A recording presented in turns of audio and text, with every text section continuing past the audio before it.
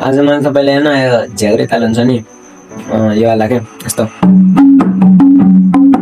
वाला सिकाउँछु होइन। बहुत सजिलो छ यसको लागि होइन।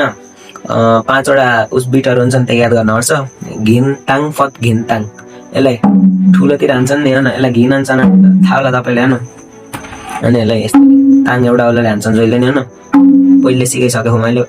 यसरी फत हान्छन्, ताङ फत ताङ फत, यसलाई छुट्टै प्र्याक्टिस गर्नुपर्छ, यो पर्फेक्ट हुनुपर्छ। कसैले यसलाई ताक पनि हान्छन् यसलाई, तर मैले फत हान्छु होइन।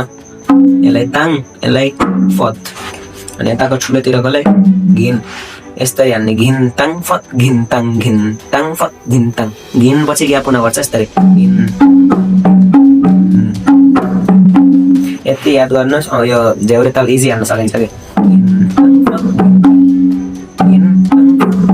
पछि त्यस्तो ग्याप छैन यही सुरुमा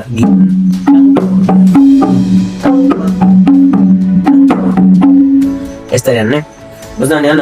यही प्र्याक्टिस गर्नुभयो अप्ठ्यारो नि यो हान्ने, अनि फेरि सुरु गर्दैन क्या।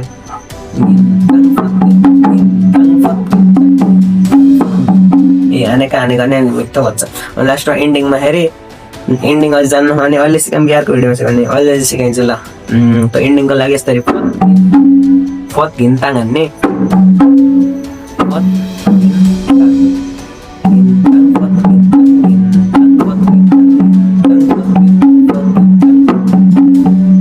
यस्तै हान्न मिल्छ। अझै इन्डिङ बुझ्नु छैन भने अर्को भिडियोमा सिकाउन आउँछु।